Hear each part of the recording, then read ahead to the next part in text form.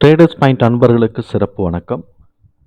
நம்ம ஒரு டிஸ்க்ளைமர் எடுத்துக்கிறோம். இங்க பேசக்கூடியது எல்லாமே தகவலா மாத்திரமே பார்க்கப்படணும். நம்ம செபி ரிஜிஸ்டர் அட்வைசர் கிடையாது. செபி ரிஜிஸ்டர் ஆர்ஐ கிடையாது. இது யாருக்கும் முதலீடு சம்பந்தமாக கொடுக்கப்படும் ஆலோசனை இல்ல. பங்குகள வாங்கவோ, விற்கவோ நம்ம எந்த ஆலோசனையும் கொடுக்கப்படல. எல்லா தொழில்லயும் ரிஸ்க் இருக்கும். ரிஸ்க்க புரிஞ்சுட்டு எச்சரிக்கையோட தொழில் செய்யும்போது எல்லாமே நல்லா இருக்கும். நம்மள ஆதரிக்கிற அனைத்து நல்ல உள்ளங்களுக்கும் நன்றி. வாழ்க வளமுடன். நண்பர்களே, நம்ம வந்து இன்வெஸ்ட் பண்றதுக்கு ஒரு சீப்பான அ ஸ்டாக்ஸ் ஏதாவது இருக்கா?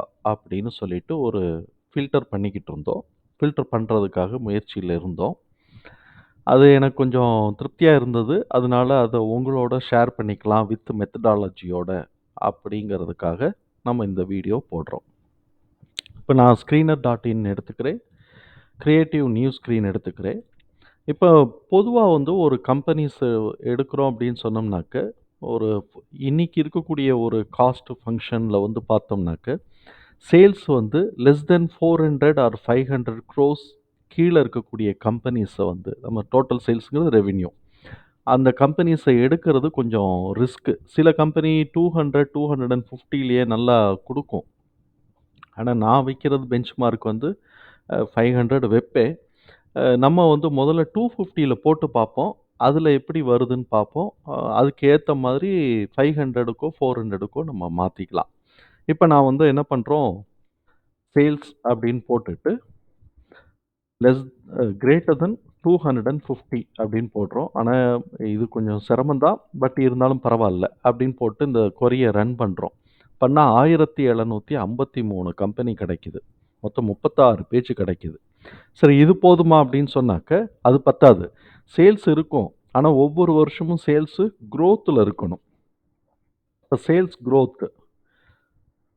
குரோத்த வந்து நம்ம என்ன பண்றோம், கிரேட்டர் தென் ஒரு 5%ன்னு நம்ம போடுவோம். இது வந்து ரூல்ஸ் எதுவும் கிடையாது. ஒரு 5%ன்னு நம்ம போடுவோம். தேவைன்னா 10%ன்னு கூட போட்டுக்கலாம். இன்னும் கொஞ்சம் எஃபெக்டிவா ஃபில்டர் பண்ணோம்னா, குரோத் பெர்சன்டேஜ இன்கிரீஸ் பண்ணிக்கலாம். இப்ப நம்ம இத போடுவோம். அப்புறமா நம்ம இது எல்லாத்தையுமே என்னுடைய மெத்தடாலஜிக்கு நம்ம மாத்திக்கலாம். அப்படி பார்க்கும்போது பார்த்தோம்னா, 1700லேருந்து இப்ப ஒரு 700 கம்பெனி காலியாகி 1300 1031 கம்பெனியா மாறிருச்சு. சரி. இப்ப நம்ம இதுல வந்து என்ன பண்ண போறோம், ப்ராஃபிட் குரோத் வந்து ஒரு 10% அப்படின்னு போடுறோம்னு வச்சுக்கோங்க. இதையே கூட நம்ம வந்து 10%ன்னே கூட போடலாம். சேல்ஸ் குரோத் 10%ன்னு போட்டு பார்ப்போம். இப்ப போட்டோம்னாக்க 800 கம்பெனியா வந்துருச்சு. சரி. இதுல வந்து அ ப்ராஃபிட் ப்ராஃபிட் குரோத் அதையும் ஒரு 10%ன்னு போடுவோம். இதுக்கு எதுவும் ரூல்ஸ் கிடையாது. நம்மளா தான் அந்த பாராமீட்டர் வேல்யூ செட் பண்ணிக்கிறோம். நம்மளா தான் யாரு 20% வேணும்னாலும் 20% போட்டுக்கலாம். அப்படி போட்டோம்னா 800 கம்பெனியிலிருந்து 628 கம்பெனியா குறைஞ்சு போச்சு. சரி. இப்ப இது பத்தாது. நம்ம வந்து என்ன பண்ணணும் அப்படின்னு சொன்னாக்க, இது வந்து இதுல போன தடவ எவ்வளவு நம்ம ஏற்கனவே போட்ட மாரி தான். போன தடவ ப்ராஃபிட் குரோத் வந்து பார்த்தோம் அப்படின்னு சொன்னாக்க, ப்ராஃபிட் குரோத் லெஸ் தென் இது வந்து greater than relative return. Return over 1 year அப்படின்னு போட்ட உடனே 600 கம்பெனிலேருந்து இப்ப 221 கம்பெனியா குறைஞ்சு போச்சு. இப்ப நம்ம என்ன பண்றோம், ப்ராஃபிட் குரோத் வந்து ஆல்ரெடி நம்ம போட்டோம். இப்போ நம்ம வந்து என்ன பண்றோம்னாக்க, கரண்ட் பிரைஸ்ங்கிறது current price less than book value less than book value அத நம்ம போடுறோம். போட்ட உடனே இப்ப வந்து ஏற்கனவே இருக்கக்கூடிய 221 கம்பெனியிலிருந்து எவ்வளோ குறையுதுன்னு பார்ப்போம். 16 கம்பெனியா குறைஞ்சு போச்சு. அப்ப கரண்ட் வேல்யூ புக் வேல்யூ காட்டிலும் கூட தான் இருந்துட்டு இருக்கு நெறைய கம்பெனிஸ்ல. இதுல நம்ம வந்து 2, 3ன்னு கூட நம்ம செட் பண்ணிக்கலாம். பட் நம்ம வந்து சீப்பான கம்பெனிஸ தான் நம்ம ஃபில்டர் பண்ண போறதுனால, புக் வேல்யூ காட்டிலும் கம்மியா இருக்கக்கூடிய கம்பெனிஸ நம்ம செட் பண்ண போறோம். அதுக்கு அடுத்த நம்ம பாராமீட்டர் என்ன சொல்றோம், இப்ப இந்த கம்பெனிஸ் இவ்வளவு இருக்கு. இதுல வந்து சால்வன்சி ரேஷியோ கூட இருக்கணும். சால்வென்சி ரேஷியோ கூட இருக்கணும். அப்படிங்கும்போது சால்வென்சி ரேஷியோல நம்ம வந்து டெப்ட் டூ ஈக்விட்டி மாத்திரம் எடுத்துக்கிறோம். நெறைய சால்வென்சி ரேஷியோ இருந்தா கூட டெப்ட் டூ ஈக்விட்டி லெஸ் தென் 0.5%. ஏன்னா 5% 50% தான் நம்ம எடுக்கிறோம். நம்மகிட்ட ரூ. 1,00,000 சொத்து இருந்துச்சுன்னா, ரூ. 50,000 கடன் இருக்கு. அப்படிங்கிறத தான் எடுக்கிறோம். இப்ப இந்த 16 கம்பெனியில சால்வென்சி ரேஷியோ போட்டோம்னா, 6 கம்பெனி காலியாகி 10 கம்பெனியா மாறிருது. இப்ப இதுக்கு அடுத்தாப்புல நம்ம என்ன சொல்றோம்னா, கரண்ட் ரேஷியோ. அதாவது கரண்ட் ரேஷியோங்கிறது இந்த 1 வருஷத்துல இருக்கக்கூடிய கடன இவங்க வந்து திருப்பி குடுக்கறதுக்காக எபிலிட்டி இருக்கா அப்படின்னு பார்க்கறது தான் கரண்ட் ரேஷியோ. ஸோ, அப்ப இந்த கரண்ட் ரேஷியோ வந்து ஆக்சுவலா வந்து கிரேட்டர் தென் 2 இருக்கணும். இப்ப நம்ம 2 போட்டு பார்ப்போம். எவ்வளோ ரெட்யூஸ் ஆகுதுன்னு பார்ப்போம். 7 கம்பெனியா ரெட்யூஸ் ஆயிருக்கு. 7 கம்பெனி நமக்கு வந்து ரெட்யூஸ் ஆயிருக்கு. இப்படி நம்ம பார்க்கும்போது. இதுல வந்து நம்ம வந்து 1ன்னு போட்டோம்னா கூட கூட கிடைக்கலாம். ஸோ, அதனால இப்ப நம்ம இந்த 7 கம்பெனி சீப்பா இருக்கு அப்படிங்கிறத மாத்திரம் நம்மளால புரிஞ்சுக்க முடியுது. இதுக்கப்புறம் சில பாராமீட்டர மாத்தும்போது வேற ஏதாவது வரும். சரி, இப்ப இந்த 7 கம்பெனிய நம்ம உடனே கண்மூடித்தனமா நம்பிர்லாமான்னா, இதுக்கப்புறம் நம்ம ஃபண்டமெண்டல் அனாலிசிஸ் போணும், டெக்னிக்கல் அனாலிசிஸ் போணும். இப்ப இந்த வீடியோல வந்து நம்ம கம்பெனிஸ செலக்ட் பண்றது மாத்திரம் தான் நம்மளுடைய நோக்கமா இருக்கிறதுனால, ஃபண்டமெண்டல் அனாலிசிஸ ஸ்னாப்ஷாட்டா தான் பார்க்க போறோம். டெப்த்தா நம்ம பார்க்க போறதில்ல. நம்ம ஆல்ரெடி பாராமீட்டர் செட் பண்ணிட்டோம். ப்ராஃபிட் குரோத் வந்து கூட இருக்கணும். இவங்க ப்ராஃபிட் எடுத்ததுக்கு ஈக்குவலா ஷேர் பிரைஸு குரோத் இல்லாம இருக்கணும் அப்படிங்கிறதையும் பாராமீட்டர் செட் பண்ணிட்டோம்.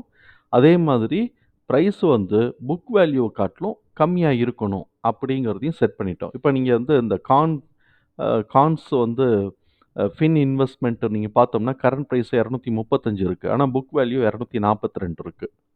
அந்த மாரி வந்திருக்கு. ப்ராஃபிட் குரோத் பார்த்தோம்னா 3032 ஆனா ரிலேட்டிவ் ரிட்டர்ன் 100 113 தான் இருக்கு.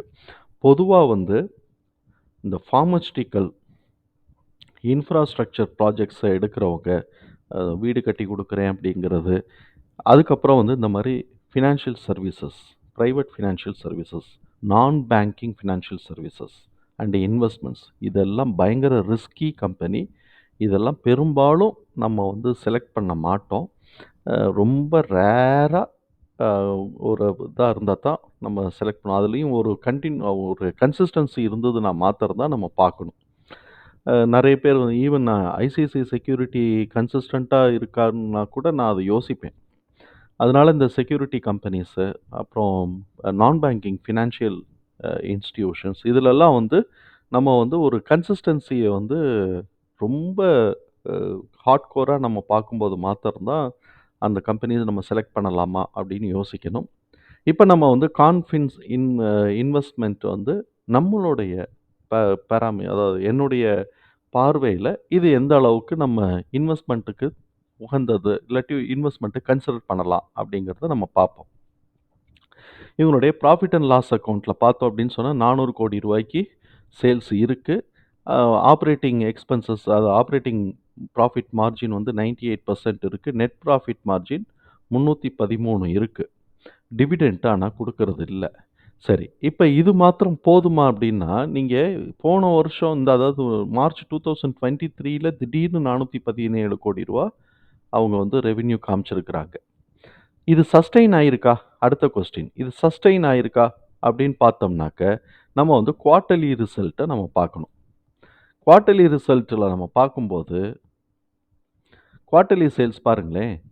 மார்ச் மாசம் ரூ. 402,00,00,000 மார்ச் மாசம் மாத்திரமே ரூ. 402,00,00,000. டிசம்பர்ல 3,00,00,000, செப்டம்பர்ல 1,00,00,000, ஜூன்ல 2,00,00,000 இப்படி தான் வந்திருக்கு. சரி, இதுக்கு முன்னாடி ப்ரீசீடிங் இயர்ஸ்ல வந்து மார்ச் மாசம் மாத்திரம் பூஸ்ட் ஆயிருக்கான்னா, ஆகல. அப்பவும் 2,00,00,000, 3,00,00,000 இந்த ரேஞ்சுல தான் இருக்கு. இப்படி இவன் 2,00,00,000, 3,00,00,000 ரேஞ்சுல இருந்துட்டு, திடீர்னு மார்ச் மாசம் 2023ல ரூ. 400,00,00,000 சேல்ஸ் காமிச்சுட்டான். அது சஸ்டெயின் ஆயிருக்கா அப்படின்னு சொன்னா, திருப்பி ஜூன் மாசம் 13, செப்டம்பர் 13, டிசம்பர் 14ன்னு குடுத்திருக்கிறான். ஸோ, இப்ப இவங்க கிட்ட வந்து ரூ. 400,00,00,000 போன வருஷம் சேல்ஸ் காமிச்சிருந்தா கூட, ஆனா, இவங்களுடைய க இது வந்து சப்சிக்வெண்ட் சேல்ஸ வந்து பார்த்தோம்னாக்க, ரெவென்யூ வந்து கன்சிஸ்டன்ட்டா இல்ல. அப்ப இவன் வந்து ஃபினான்ஷியல் இன்வெஸ்ட்மென்ட் கம்பெனி. அதனால மார்ச் மாசமோ இல்லாட்டி சப்சிக்வெண்ட் வரக்கூடிய காலகட்டங்கள்லயோ தான் வரும்னு இருந்தா கூட, நம்ம இவங்கள எந்த அளவுக்கு ஹோப் வைக்கிறதுங்கிறது யோசிக்க வேண்டிய விஷயமா இருக்கு. இது வந்து இண்டிவிஜுவல் சாய்ஸ் தான். ரிஸ்க் எடுக்கிறவங்க ரிஸ்க் எடுப்பாங்க. ரிஸ்க் எடுக்க வேண்டாம்ங்கிறவங்க தவிர்த்துக்குவாங்க. இது இண்டிவிஜுவல். கேஷ் ஃப்ளோ மேனேஜ்மென்ட் என்ன பண்றோம், நம்ம அங்கேயே செலக்ட் பண்ணல. அதனால இங்கேயும் நம்ம செலக்ட் பண்ண போறதில்ல. இருந்தாலும் கேஷ் ஃப்ளோ மைனஸ்ல தான் இருக்கு அப்படிங்கிறத நம்மளால புரிஞ்சுக்க முடியுது. அதனால நம்ம இந்த கம்பெனிய வந்து எக்ஸ்க்ளூட் பண்றோம். ஏன்னா நமக்கு கிடைச்சிருக்கக்கூடிய இந்த 7 கம்பெனியிலிருந்து எது இருக்குங்கிறது தான்.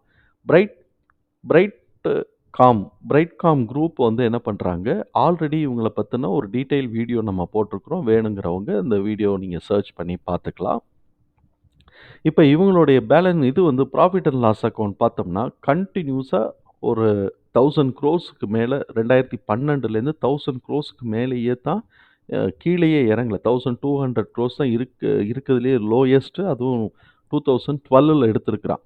சப்சிக்வென்ட்டா வந்து பார்த்தீங்கன்னா, 2000 குரோர்ஸ், 5000 குரோர்ஸ், 7000 குரோர்ஸ்ன்னு இன்கிரீஸ் ஆயிருக்கு. ஏன்னா இந்த டைம்கள்லாம் தான் இவங்களோட டிஜிட்டல் மீடியாவோட குரோத் வந்து இந்த ஆஃப்டர் கொரோனா தான் இன்க்ரீஸ் ஆகுது. அதனால இது இன்க்ரீஸ் ஆகுது அப்படிங்கிறத நம்மளால புரிஞ்சுக்க முடியுது. ஸோ, இப்ப இந்த இடத்துல இவங்கள்ட்ட ஒரு கன்சிஸ்டன்சி இருக்கு. அதே மாரி ஆப்பரேட்டிங் ப்ராஃபிட் மார்ஜினும் வந்து கன்சிஸ்டன்ட்டா அந்த 230 அந்த ரேஞ்சிலேயே தான் கிட்டத்தட்ட 2015லேருந்து இருக்கு. 2015லேருந்து ஓபிஎம் பார்த்தோம்னாக்க ஓபிஎம்னாக்க சாரி ஆப்பரேட்டிங் ப்ராஃபிட் மார்ஜின் பார்த்தீங்கன்னா, 29, 30, 29, 30 அந்த ஃபிகர்க்குள்ளேயே தான் சுத்திக்கிட்டு இருக்கு. ஸோ, அப்ப அந்த இடத்துல ஒரு கன்சிஸ்டன்சி இருக்கு. அதே மாரி நெட் ப்ராஃபிட்டும் வந்து 400க்கு கீழ இறங்கவே இல்ல 2016க்கு பிறகு. அந்த ரேஞ்ச்லயே தான் சுத்திக்கிட்டு இருக்கிறாங்க. ஈவன் குரோத்ல இருக்கு. எப்பயிலருந்து கடைசி 3 வருஷமா பார்த்தீங்கன்னா, 440, 483, 900, 1300 அப்படின்னு குரோத்லயே இருக்கு. இப்ப இவனுடைய குவார்ட்டர்லில பார்க்கும்போது தான், இது வந்து எந்த அளவுக்கு ச சஸ்டெய்னபிளா இருக்குன்னு பார்க்குறோம். இப்ப இவனுக்கோட டிடிஎம் என்ன செய்யுது? ரூ. 7,000 கோடி இருக்கு. இவன் சஸ்டெய்னபிளானா அப்படின்னு சொன்னாக்க, இந்த நம்ம ஜூன் மாசத்திலிருந்து நம்ம குவார்ட்டர்லி ரிசல்ட் நம்ம வந்து பார்க்கணும். Quarterly result profit and loss அக்கவுண்ட்ட நம்ம பார்க்கணும். அப்படி பார்க்கும்போது இது மார்ச், ஜூன் அப்படித்தான் வருது. ம். ஆம். Quarterly profit and loss account இதுல நமக்கு சரியா கிடைக்கலையே. 2022, 2023 மார்ச், அதுக்கப்புறம் ஜூன். இதுக்கப்புறம் இவன் போடவே இல்லையா? இல்ல வரவே இல்லையான்னு தெரியல. வேற கொஞ்சம் வீடியோ போனாலும் லென்த் ஆனாலும் பரவால்ல. நம்ம வேற சைட்ல போயிட்டு நம்ம அவனுடைய குவார்ட்டர்லி ரிசல்ட்ட எடுக்கிறதுக்கு முயற்சி எடுப்போம். பிரைட் பிரைட்காம் இவனுடைய குவார்ட்டர்லி ரிசல்ட்ட எடுக்க பார்ப்போம்.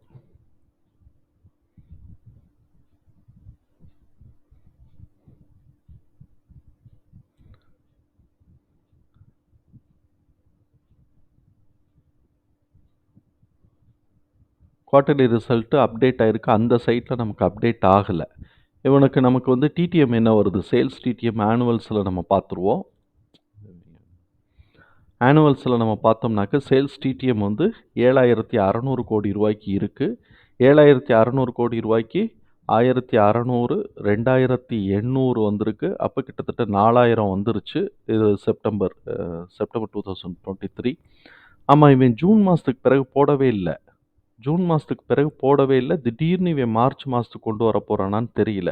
ஸோ, இப்ப இவன் வந்து ஜூன் மாசத்துக்கு பிறகு இவனுடைய குவார்ட்டர்லி ரிசல்ட் நமக்கு அப்டேட் ஆகல. அதனால இவன் மார்ச் மாசத்துக்கு என்ன பண்ண போறான்னு நமக்கு தெரியல. அதனால இத வந்து நம்ம யோசிக்க வேண்டிய கட்டாயத்துல இருக்கிறோம். ஏன்னா எல்லாரும் டிசம்பர் வரைக்கும் போட்டான். இவன் 1 குவார்ட்டருக்கான ரிசல்ட் மாத்திரம் தான் போட்டிருக்கிறானே தவிர்த்து, சப்சிக்வென்ட்டா 2 குவார்ட்டருக்கான ரிசல்ட் வரல. இங்க ஆல்ரெடி வந்தது கரெக்ட். ஜூன் மாசம் வரைக்கும் தான் போட்டிருக்கிறான். அதனால இதையும் நம்ம யோசிக்க வேண்டிய கட்டாயத்துல தான் இருக்கிறோம். அதனால இதையும் நம்ம எக்ஸ்க்ளூட் பண்ணிருவோம். அதுக்கு அடுத்தது வந்து அ பயோ ஜென்ஸ்ன்னு ஒண்ணு குடுத்துருக்குறான். நார்த் பயோஜென்ஸ் அப்படின்னு ஒண்ணு குடுத்துருக்குறான். இத தூக்கி நான் மேல இந்த சைடு வச்சுக்கிறேன். இவைங்களும் வந்து டிவிடெண்ட் குடுக்குறாய்ங்க. ஹையஸ்ட் வந்து போட்டுட்டு 245லேருந்து இப்ப 179 வந்துட்டுருக்கிறான். அ புக் வேல்யூவே 318 வச்சிருக்கிறான். ROE, ROCE இதெல்லாம் லெஸ் தென் 10% இருக்கு. ப்ரா இது வந்து பிஇஜி பிஇ குரோத்தும் வந்து அப் ட்ரெண்ட்ல இருக்கு. சேல்ஸ் குரோத் 17ல இருக்கு. ஆனா ரிட்டர்ன் ஓவர் 1 இயர்ல வந்து பார்த்தோம்னா 26 இருக்கு. டெப்ட் ஈக்விட்டி லெஸ் தென் 50 தான் இருக்கு. குயிக் ரேஷியோவும் சரி, கரண்ட் ரேஷியோவும் சரி, இது எல்லாமே 2 மேல இருக்கு. டிவிடெண்ட் வேற குடுக்குறான். இபிஎஸ் 21 எடுக்குறான். ஓபிஎம் வந்து 15%க்கு மேல இருக்கிறான். இத பார்த்தா நல்லா இருக்கிற மாரி இருக்கு. இவனுடைய ப்ராஃபிட் அண்ட் லாஸ் அக்கவுண்ட் பார்த்தோம்னா 234 கன்டினியூஸா கன்சிஸ்டன்ட்டா உங்களுக்கு நமக்கு வந்து கிட்டத்தட்ட வந்து 2020லிருந்து 2019லிருந்து ரூ. 200,00,00,000 அப்படியே குரோத்லயே போய்க்கிட்டு இருக்கு. 21ல மாத்திரம் கொஞ்சம் கூட போயிட்டு கீழ இறங்கியிருக்கு. இவன் 335 எடுத்துட்டான்னா நல்லா இருக்கும். அதே மாதிரி இப்ப நடுவுல ஒரு 1 வருஷம் கம்மியாயிட்டு திருப்பி ஏறிக்கிட்டு இருக்கு. நெட் ப்ராஃபிட்டும் பாசிட்டிவா தான் க்ளோஸ் பண்ணிட்டு இருக்கிறான். இது கொஞ்சம் போன வருஷம் நெட் ப்ராஃபிட் மைனஸ்ல போயிருந்திருக்கு. இப்படி இருக்கக்கூடிய இந்த கம்பெனி இவன் டிடிஎம் 335 அடைவானா அப்படின்னு நம்ம பார்த்தோம் அப்படின்னு சொன்னோம்னாக்க, 235 ஜூன்ல வச்சுட்டான். செப்டம்பர்ல பார்த்தோம்னா 20, 30ன்னு தான் வச்சிருக்கிறான். இவனுடைய எப்போதுமே வந்து பார்த்தோம்னா, ஜூன் மாசம் கூட கிடைக்குது. அதுக்கு அடுத்த ஒரு குவார்ட்டர்ஸ்லலாம் 20, 30ன்னு தான் இருக்கு. இங்க பார்த்தீங்கன்னா 2020ல 36, 54 ஜூன் மாசம் 215ன்னு வந்துருது. அதுக்கப்புறம் செப்டம்பர் 15, 21 மார்ச் வரைக்கும் 27ன்னு வந்துட்டு, ஜூன் மாசம் 209ன்னு வருது. இப்படியே தான் போட்டு 2023 ஜூன்லயும் 235ன்னு வந்திருக்கிறான். அப்ப இந்த ஸ்டாக்க நமக்கு வந்து எப்ப வாங்குறதுக்கு உகந்ததா இருக்கு அப்படின்னு சொன்னா, மார்ச் மாசத்துக்கு பிறகு வரக்கூடிய லோல வந்து வாங்கணும். ஏன்னா ஜூன் மாசம் 1 குவார்ட்டரோட ரிசல்ட்ல தான் வருது. ஆனுவல் ரிசல்ட் பப்ளிஷ் பண்ணினதுக்கு பிறகு வரக்கூடிய லோல நம்ம வாங்கி போட்டுக்கிட்டோம்னா, இது சரியா இருக்கிறதுக்கு வாய்ப்பு இருக்கு. இவன் ஒழுங்கா குடுத்தான்னா. இந்த மாரி வருது. கேஷ் ஃப்ளோ வந்து பாசிட்டிவா தான் போன வருஷம் க்ளோஸ் பண்ணியிருக்கிறான். இந்த வருஷம் பாசிட்டிவா க்ளோஸ் பண்ணா நல்லா தான் இருக்கும். இவனோட டெப்ட் ஈக்விட்டிலேருந்து எல்லாமே கண்ட்ரோலபிளான கடன்ல இருக்குங்கிறதுனால, இப்ப இந்த கம்பெனி வந்து நமக்கு நல்ல விதமா இருக்கு. இதுவரைக்கும் இதா இருக்கு. ஹோப்ஃபுல்லா இருக்கு. இவனுடைய பிசினஸ் என்ன இருக்குன்னு நம்ம பார்ப்போம். Marketing of hybrid of GM seeds. அப்ப அக்ரோ பேஸ் பிசினஸா தான் இருக்குமோ அப்படின்னு எனக்கு ஒரு சந்தேகம். இருந்தாலும் இத நம்ம இங்க பார்த்துருவோம். North NATH north biogens. இத பத்தின டீட்டெயில் வீடியோ நம்ம போடுவோம். ஃபினான்ஷியல் ஸ்கோர் பாருங்க. டியூரபிலிட்டி ஸ்கோர் 80 வந்திருக்கு. வேல்யூவேஷன் ஸ்கோர் 83 வந்திருக்கு. இன்னும் ஸ்ட்ராங் பைல தான் இருக்கு. தரமான பங்கு தான். அப்ப இத பத்தின ஒரு டீட்டெயில் வீடியோ போட்டுருவோம். இவனுடைய பிசினஸ் இப்ப நம்ம வந்து என்னங்கிறத நம்ம பார்ப்போம். இவனுடைய பிசினஸ் வந்து engaged the business of production of processing of marketing hybrid GM seeds அப்படின்னு சொல்லி ஜெனட்டிக்கலி மாடிஃபைடு சீட்ஸ் தான் இவங்க அக்ரோ ப்ராடக்ட் தான். ஸோ இப்போ இது வந்து ஒரு நல்ல கம்பெனியாக ஓரளவுக்கு இருக்குது. இவனை பொறுத்த வரைக்கும் நம்ம ஆல்ரெடி நம்ம பார்த்த மாதிரி இவன் வந்து கன்சிஸ்டண்ட்டாக ஜூன் மாதம் கூடுறான் அப்படிங்கிறத நம்ம பார்த்துட்டோம். இத ரொம்ப டீட்டெயிலாவும் ஒண்ணும் இல்ல. டெக்னிக்கல் அனாலிசிஸ் மாத்திரம் தான் நம்ம பார்க்கணும். இத மிஸ் பண்ணிறாம, இதுக்கு நம்ம தனியாவே ஒரு வீடியோ அடுத்த நாள்ல போடுவோம் நம்ம. ஸோ, இப்ப இந்த இத நம்ம செலக்ட் பண்ணி வச்சுக்கிறோம். நான் இப்ப இந்த ஸ்டாக்க வந்து நான் சேவ் பண்ணிக்கிறேன். Um value stocks, good value stock அப்படின்னு நான் போடுறேன். வேல்யூ ஸ்டாக்ஸ், சீப் அப்படின்னு நான் போட்டுக்கிறேன். இது ஒரு இது புரிதலுக்காகத்தான். அதுக்கப்புறமா அத எப்போ வேணாலும் மாத்திக்கலாம். இது பண்ணிக்கலாம். அப்ப நமக்கு வந்து நாத் பயோஜென்ஸ் இந்த கம்பெனி வந்து நமக்கு ஒரு ஹோப்ஃபுல்லா இருக்கு. அத நம்ம வந்து செலக்ட் பண்ணிக்கிறோம். அதுக்கு அடுத்த கம்பெனி நமக்கு வந்து பார்த்தோம் அப்படின்னு சொன்னாக்க, நமக்கு வந்து அ நீரஜ் சிமெண்ட். நீரஜ் சிமெண்ட் வந்து என்ன செய்றான்? நான் ஆல்ரெடி எடுத்து வச்சிருக்கிறேன். நீரஜ் சிமெண்ட் என்ன பண்றான்? ரூ. 37 இருக்கிறாங்க. பிஎஸ்சி, என்எஸ்சி 2த்துலயுமே இருக்கிறாங்க. பிஇ ஸ்டாக்கா இருக்கு. என்எஸ்சில பிஇ ஸ்டாக்கா இருக்கு. பிஇ ஸ்டாக்னா நான் தவிர்த்துறது என்னுடைய வழக்கம். ஏன்னா, இது வந்து நம்ம குடுக்கணும்னாக்க வாங்கி வச்சுட்டு, அந்த இதெல்லாம் வந்து அது நம்ம பண்ணுவாய்ங்க. அது உடனே குடுக்க முடியாதுலாம் சொல்லுவான். டிவிடெண்ட் குடுக்கறதில்ல. இவனுடைய இன்கம் வந்து கன்சிஸ்டன்ட்டா இருக்கான்னு நம்ம பார்க்கணும். மார்ச் மாசம் 2021 175, 606ன்னு இன்கிரீஸ் ஆகிக்கிட்டு இருக்கு. ஆப்பரேட்டிங் ப்ராஃபிட் பார்த்தீங்கன்னா, சேல்ஸுக்கும் எக்ஸ்பென்சஸும் ஈக்குவல் ஆயிருது. ஆப்பரேட்டிங் ப்ராஃபிட் பார்த்தோம்னாக்க 9,00,00,000 10,00,00,000ன்னு அந்த கீழ 1,00,00,000 2,00,00,000ன்னு வந்து 1% 2%ன்னு தான் வருது. அதனால இது நமக்கு வந்து யோசிக்க வேண்டிய ஸ்டாக் தான். எவ்வளோ வருமானம் வருதோ அவ்வளவும் செலவாயிருது. அப்படிங்கும்போது இது நம்ம கொஞ்சம் யோசிக்க வேண்டிய ஸ்டாக் தான். அதனால இதையும் நம்ம தவிர்த்துடுறோம். இதையும் தவிர்த்துட்டு, அதுக்கு அடுத்தது பார்த்தோம்னாக்க, நாப்ரோல் இன்வெஸ்ட்மென்ட் அத குடுக்குறாங்க. இன்வெஸ்ட்மென்ட் கம்பெனிய நம்ம பெரும்பாலும் தவிர்த்துருவோம். டிவிடெண்ட் இவங்க குடுக்குறாங்க. ஆனா ரூ. 1,700 1796 ஹை போயிட்டு ரூ. 864 வந்திருக்கு. இது எப்ப ஹை வச்சான்னு நமக்கு தெரியாது. வச்சிருக்கிறான். ஆனா புக் வேல்யூ பார்த்தோம்னா ரூ. 1,597 இருக்கு. ஆனா இன்வெஸ்ட்மென்ட் கம்பெனி பிஎஸ்சில இருக்கு அப்படிங்கிறத நம்ம வந்து புரிதலோட எடுத்துக்கிறோம். இவங்க இன்வெஸ்ட்மென்ட் கம்பெனி அப்படிங்கிறதுனால நம்ம கொஞ்சம் யோசிச்சு தான் செய்யணும். சரி ரூ. 1,700 போற அளவுக்கு இவனுக்கு வந்து பார்த்தோம்னா, புக் வேல்யூ 1,597 இருக்கு.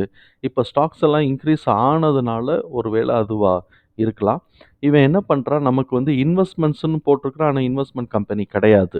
இதுதான் இங்க இருக்கு. நான் இன்வெஸ்ட்மென்ட் கம்பெனி நான் சொல்லிட்டேன். தவறுக்கு என்னைய மன்னிச்சுக்கங்க. National Peroxide Limited engaged in the business of manufacturing hydrogen peroxide. அப்ப கெமிக்கல் மாரி ஹைட்ரஜன் பெராக்சைடு அவன் வந்து உற்பத்தி பண்ணிக்கிட்டு இருக்கிறான். அப்படி உற்பத்தி பண்றான்னாக்க, இவன் வந்து அ உற்பத்தி பண்றான். அது போக இன்னும் கொஞ்சம் பெருசா இந்த வாடியா குரூப் அப்படிங்கிற குரூப்போட இருக்கிறாங்க. இந்த மாரி இருக்கு. ஸோ, இப்ப இவன் வந்து கம்பெனி என்னமோ பெரிய கம்பெனி.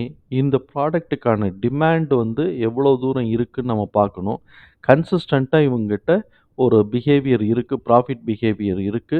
ஆனா நெட் ப்ராஃபிட் வந்து பார்த்தோம்னா, டபுள் டிஜிட்டுக்கே வரமாட்டேங்கிறான். அதனால இவனோட இபிஎஸ் லெவல் எவ்வளவு இருக்குன்னு பார்த்தோம்னாக்க, இபிஎஸ் லெவல்லாம் கூட இருக்கு. இபிஎஸ் ஏர்னிங் பெர் ஷேர்லாம் கூட இருக்கு. அப்ப ஈக்விட்டி ரொம்ப கம்மியா இருக்கா என்னன்னு தெரியல. ஈக்விட்டி எவ்வளவு இருக்கு? ஈக்விட்டி ரொம்ப கம்மியா இருக்கு. அதனால தான் ஏர்னிங் பெர் ஷேர் வந்து கூட இருக்கிற மாரி இருக்கு. புக் வேல்யூ கூட இருக்கு. இவன் திடீர்னு ஏறுனா தான் உண்டுன்னு நான் நான் நினைக்கிறேன். இத வேணா போட்டு பார்ப்போம். இவன் கம்பெனி பேர் என்னது? நாப்ரோல். இந்த மாரி திடீர்னு ஏறக்கூடிய கம்பெனிஸ்லாம் நம்ம வந்து செலக்ட் பண்ண முடியாது. ஆமா. பார்த்தீங்கன்னா, திடீர்னு தான் ஏறிக்கிட்டு இருக்கிறாய்ங்க. இந்த கம்பெனிஸ வந்து செலக்ட் பண்ண முடியாது. கொஞ்சம் ரிஸ்க் எடுக்கிறவங்க இந்த கம்பெனிஸ வந்து செலக்ட் பண்ணுவாங்க. இப்ப 1 வீக்ல பார்க்கும்போது நமக்கு இப்படி இருக்கு. 1 டேல பார்த்துட்டு கொஞ்சம் கொஞ்சமா அந்த பார்த்தீங்களா, கொஞ்சம் கொஞ்சமா இப்படிலாம் வந்துச்சுனாக்க இந்த கம்பெனிய நம்ம நம்ப முடியாது. அதனால இது ட்ரேடிங்க்கு உகந்தது இல்ல. நம்ம போட்டு வச்சுட்டு இவங்க சரியா இருப்பாய்ங்களான்னு நம்ம பார்க்கலாம். அதனால இதுவும் நமக்கு நம்ம செலக்ட் பண்ணல. அதுக்கு அடுத்து நம்ம ஏற்கனவே செலக்ட் பண்ணியிருக்கிறது வந்து அ நாத் பயோஜென்ஸ் எடுத்து வச்சிருக்கிறோம். அது ஒண்ணு தான் இந்த 7 கம்பெனிலேருந்து நமக்கு கிடைச்சிருக்கு. இதுக்கு அடுத்தது வந்து விஎல்எஸ் ஃபினான்ஸ்ன்னு இருக்கு. ஃபி ஃபினான்ஸ் கம்பெனிய நம்ம வந்து அதிகமா நம்ம வந்து யோசிக்க போறதில்ல. இவனோட கரண்ட் பிரைஸ் இப்படி இருக்கு. புக் வேல்யூ 830 போயிருக்கு. இவங்க என்ன ஃபினான்ஸ் கம்பெனி எடுக்கிறாங்க? Engaged financial services with major presence asset மேனேஜ்மென்ட்ல தான் இருக்கிறாங்க. அதனால இன்னைக்கு மார்க்கெட் பூஸ்ட் ஆகுறதுனால இது மாரி இருக்குங்கிறத நம்மளால புரிஞ்சுக்க முடியுது. அ இவங்களுக்கு வந்து வெளியிலேருந்து ஷேர வாங்கி வித்து இந்த மாரி பண்ணிக்கிட்டு இருக்கிறாங்க. இது கொஞ்சம் நம்ம வந்து அ பெரும்பாலும் நம்மள மாரி இன்வெஸ்டர்ஸ்லாம் வந்து இந்த கம்பெனிஸ்லாம் தவிர்த்துருவோம். மத்தபடி வேற யாருக்கும் இருக்குன்னா பரவால்ல. பண்ணிக்கலாம். ரூ. 2,000,00,00,000 மேல இப்ப அவனுக்கு வந்து ரிசர்வே இருக்கு. இவனுடைய சேல்ஸ் வந்து பார்த்தோம் அப்படின்னு சொன்னா 200,00,00,000. மார்ச் மாசம் 2023ல திடீர்னு 84 ஆயிருச்சு. 2 வருஷம் ஏறி அது ஒரு கன்சிஸ்டன்சி இல்ல. சேல்ஸ்ல ஒரு கன்சிஸ்டன்சி இல்ல. இதுக்கு முன்னாடி 2018க்கு முன்னாடி நல்லா இருந்தது. அதுக்கப்புறம் ஒரு கன்சிஸ்டன்சி இல்ல. ஆப்பரேட்டிங் ப்ராஃபிட் வந்து நல்லா குடுக்குற மாரி தெரியுது. பெருசா பெர்சன்டேஜ் வைஸ் பார்த்தோம்னாக்க, மார்ஜின் பெர்சன்டேஜ் வைஸ் நல்லா இருக்குங்கிற மாரி இருக்கு. 84 ஏன்னா இவனுக்கு தான் செலவு கிடையாதுல்ல. அட்மின் எக்ஸ்பென்சஸ் மாத்திரம் தானே. அது மாரி இருக்கு. இது ஒரு ஃபண்டமெண்டலா நமக்கு வந்து ஒரு ப்ராடக்ட்ட ப்ரொடியூஸ் பண்ணி, மார்க்கெட் பண்ணி அந்த மாரி இல்ல. மார்க்கெட் பூம் ஆகுற வரைக்கும் பூம் ஆயிட்டு, அதுக்கப்புறம் கீழ இறங்கிருச்சு அப்படின்னு சொன்னா கொஞ்சம் கஷ்டம். ஆனா, இப்ப மார்க்கெட் பூம் ஆயிருக்கிற நேரத்தில இவன் ஏன் இந்த மாரிலாம் வரல அப்படிங்கிறது எனக்கு ஒரு புரியாத புதிரா இருக்கு. அதனால நான் இந்த கம்பெனியும் தவிர்த்துடுறேன். இதுக்கப்புறம் நமக்கு வந்து 63 மூன்ஸ் இருக்கு. இவங்க வந்து ஒரு ஐடி எனேபிள் சர்வீஸ். இவங்கள பத்தின ஒரு டீட்டெயில் வீடியோ நம்ம வந்து சப்ஸ்கிரைபர் ரெக்வெஸ்ட்ல நம்ம போட்டிருக்கிறோம். அதனால அந்த வீடியோஸ் வந்து பார்க்குறபடி பாருங்க. இது கொஞ்சம் நமக்கு நம்பிக்கைக்குரிய கம்பெனியா தான் இருக்கு. கன்சிஸ்டன்ட்டா நெட்டையோ, குட்டையோ கன்சிஸ்டன்ஸா ஒரு 100 கோடி, 200 கோடின்னு அவங்க வந்து குடுத்துக்கிட்டே வராங்க. இந்த தடவ ஆப்பரேட்டிங் ப்ராஃபிட் வந்து மைனஸ்ல வந்து 2023ல போயிருக்கு. இப்ப டிடிஎம் 556ல இருக்கு. போன வருஷம் வரைக்கும் இவன் மைனஸ்ல இருந்திருக்கிறான். இப்ப நம்ம இவனுடைய குவார்ட்டர்லி ப்ராஃபிட்ட நம்ம பார்த்தோம்னாக்க, இப்ப எல்லாமே இந்த குவார்ட்டர்ல கொஞ்சம் நல்லாவே போயிட்டுருக்கு. ஏன்னா 546 டிடிஎம்க்கு வந்து எவ்வளவு எடுத்திருக்கிறான்னு பாருங்க. 115, 160 அப்பன்னா 270, 370, 420 வரைக்கும் எடுத்துட்டா, இன்னும் ஒரு 130 எடுத்தாலே டிடிஎம் கவர் ஆயிரும். அதே மாரி ப்ராஃபிட்டும் நல்லா எடுத்திருக்கிறாங்க. அதனால இவங்க வர்றதுக்கான வாய்ப்புகள், ஹோப் இருக்குங்கிறதுனால, நம்ம இதையும் நம்ம கொஞ்சம் கன்சிடர் பண்ணலாம். இதுக்கப்புறம் வந்து அ பினாக்கா பினாக்கா பயோடெக்ன்னு ஒண்ணு இருக்கு. அந்த கம்பெனி டிவிடெண்ட் குடுக்கறதில்ல. ஆனா, இப்ப நம்ம ஃபில்டர் அவுட் பண்ணும்போது அது நமக்கு லிஸ்ட்ல இல்ல. நான் வேற ஒரு மெத்தட்ல ஃபில்டர் அவுட் பண்ணும்போது அது வந்திருக்கு. டிவிடெண்ட் குடுக்கறது இல்ல. அ ப அதே மாரி ஆர்ஓஇ இதெல்லாம் மைனஸ்ல இருக்கு. அதனால நான் இந்த கம்பெனியும் எடுக்கல. ஸோ, இப்ப இந்த இடத்துல நமக்கு வந்திருக்கக்கூடிய 7 ஸ்டாக்ல நம்ம வந்து என்ன பண்றோம்னாக்கா, 3 ஸ்டாக் நம்ம வந்து இதுல வருது. இதுல விஜய் டெலிலிங்க் வரல. நான் வேற ஒரு ஃபார்முலா போடும்போது விஜய் டெலிலிங்க் வந்திருக்கு. விஜய் டெலிலிங்க் நம்ம வந்து மனசுல வச்சுக்கிறோம். இப்ப நம்ம வந்து 3 இது வந்து நமக்கு கிடைச்சிருக்கு. விஜய் டெலிலிங்க் நம்ம போடணும் அப்படின்னு சொன்னாக்க, இந்த இடத்துல வந்து ப்ராஃபிட் சேல்ஸ் குரோத் வந்து 5%ன்னு போட்டா போதும். ஜ அபௌட் 0 அப்படின்னு போட்டோம்னாலே விஜய் டெலிலிங்க் ஓடியாந்துரும்னு நெனைக்கிறேன். அப்பவும் வரல. ம். இவன் அப்ப இதையும் வந்து ப்ராஃபிட் குரோத்தும் வந்து அபௌட் 0ன்னு போடுவோம். Okay, okay. இது வந்து கரண்ட் ரேஷியோ வந்து 1ன்னு மாத்தி பார்ப்போம். இப்ப இது 2மே 10ன்னு இருக்கா, கரண்ட் ரேஷியோ வந்து 1ன்னு மாத்தி பார்த்தோம்னா, விஜய் டெலிலிங்க் வரும்னு நெனைக்கிறேன். ஆ விந்தியா டெலிலிங்க். கரண்ட் ரேஷியோ 1ன்னு போட்டா விந்தியா டெலிலிங்க் வருது. அதாவது அவன்ட்ட இருக்கக்கூடிய அசெட்டுக்கும், கரண்ட் லையபிலிட்டீஸுக்கும் கரெக்ட்டா இருக்கு. கூடன்னு இல்ல, கரெக்ட்டா இருக்கு அப்படிங்கிறது தான். இவனோட இது வந்து பார்த்தோம் அப்படின்னு சொன்னா, கன்சிஸ்டன்சி இருக்கு. பிசினஸ் கன்சிஸ்டன்சி இருக்கு. குவார்ட்டர்லிலயும் பிசினஸ் கன்சிஸ்டன்சி இருக்கு. இவங்க வந்து 800 கோடி 3 தடவைக்கும் போட்டு 1000 கோடின்னு அவங்க கொண்டு வந்திருக்கிறாங்க.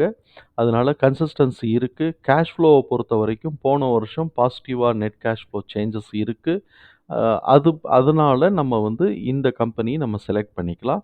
ஸோ, இப்ப நமக்கு வந்து சீப்பஸ்ட் ஸ்டாக்ஸ் அப்படின்னு சொல்லிட்டு நமக்கு கிடைச்சிருக்கிறது 3 நாத் பயோஜென்ஸ், அதுக்கப்புறம் வந்து அ அ அ விந்தியா டெலிலிங்க்ஸ், அதுக்கப்புறம் 63 மூன்ஸ் இது 3ம் கிடைச்சிருக்கு. இத வந்து ஃபர்தர் அனாலிசிஸ் நீங்க வந்து இண்டிவிஜுவலா பண்ணிக்கலாம். நம்மளும் வந்து நம்ம டெப்த் அனாலிசிஸ்குள்ள போவோம். இப்ப நம்ம வந்து ஸ்னாப்ஷாட் அனாலிசிஸ் தான் பண்ணியிருக்கிறோம்.